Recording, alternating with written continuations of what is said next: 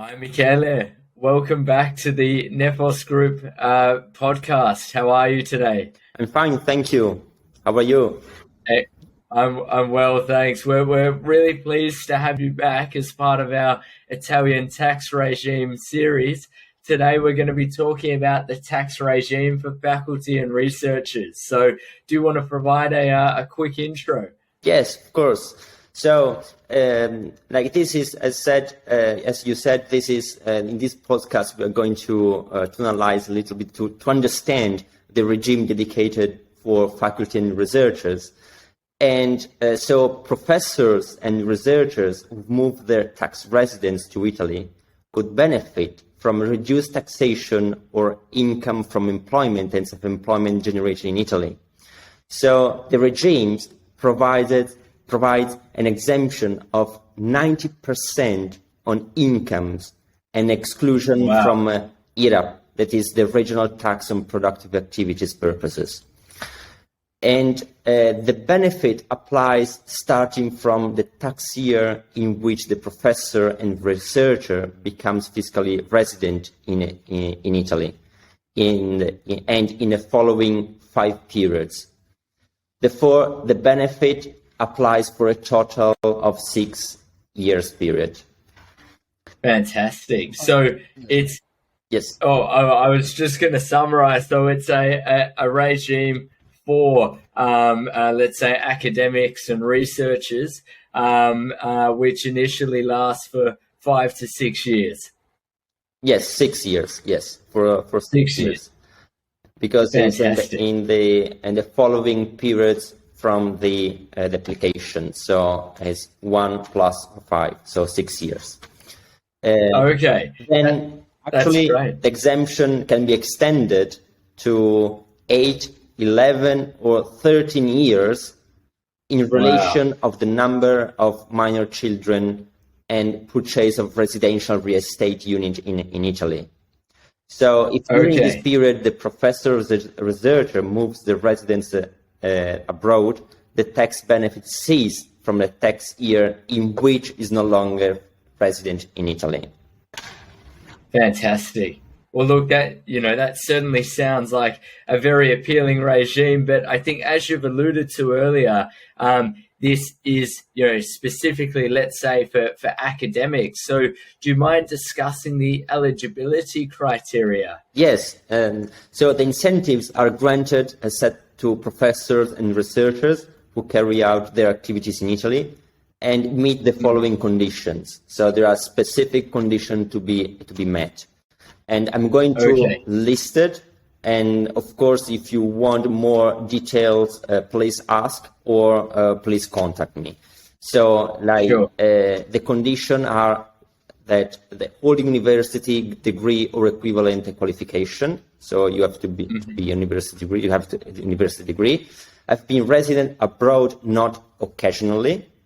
I've carried out documented research and teaching activities abroad for at least 2 consecutive years at public or private research centers or universities, and carry out teaching and researching activities in Italy, and acquire the tax residence for tax purpose in Italy.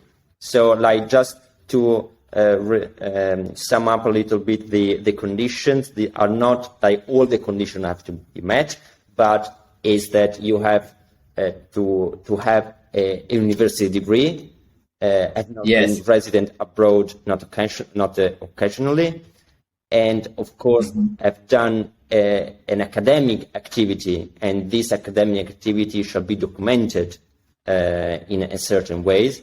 And of course, you are going to teach in Italy, so you are going to move your tax residence to Italy. Fantastic. That's great. And so for any incoming researchers or academics who meet the qualifying criteria, what steps would they or their employer need to undertake in order to gain access to this regime? Well, the employee shall submit a request to the employer who will directly apply the regime. So it's pretty easy. Okay, fantastic. And Can you talk about the reasons why the Italian government introduced this regime? Well, the purpose was that to calling back faculty and researchers to Italy, because we have like a pretty moved of Italian researchers and professors that decide to leave our country, and so that was a chance to calling back, and so to attract their attention and say, okay, come to Italy, come. Do again your activity, researching activity and teaching activity in Italy, but you are going to pay less taxes. So that's okay. Fantastic. So it's a great way to attract talent back into the country, similar to the more broad regime that we discussed in a previous podcast. Are you able to share any numbers in regard to traction of this faculty scheme in particular? Lucas, Yep. I will not say this. There's the traction. Okay. Because actually, unfortunately, there's not a lot of traction on this. Okay. Because as you see, like actually even less. So it was in 2017, 1,600, and 2020, 1,300. So 300. So it's a bit of a failure. Yeah, for the moment, maybe yes. We have to see the data maybe in the end of 2022. For 2021, if there was something more complex, more detailed. So for the moment, right. we skip it like this. Yeah, no worries. All right. Well, look, I guess I'll go to the final question, which is about employers benefiting.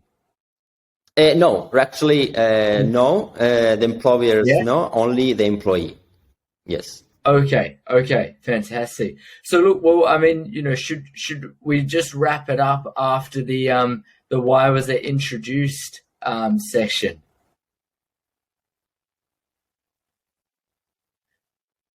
Cioè il podcast lo finiamo dopo la domanda di perché è stata introdotto?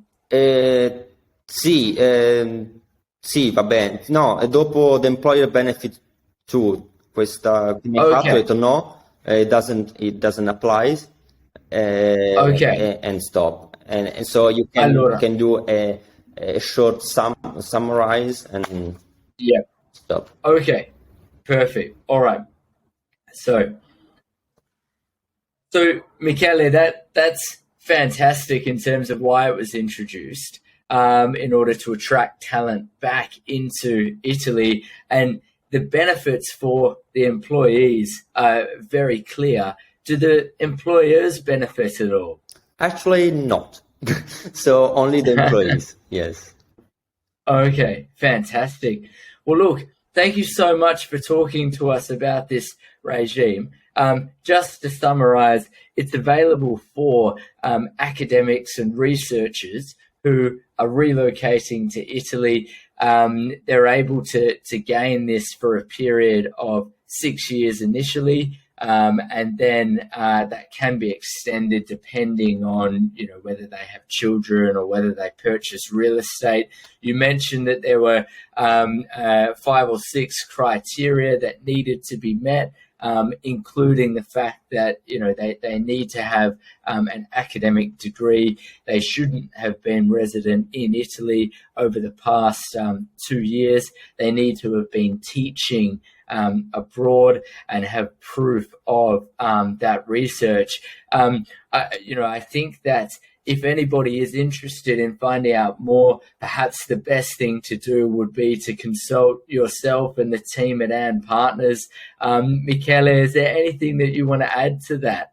Well, we will really happy to help anybody who wishes to know something more about this regime or all the regime we had the chance to focus and to analyze. So with this was the end of our first trilogy of tax regimes. So it was really a pleasure to to be part of this podcast. Thank you.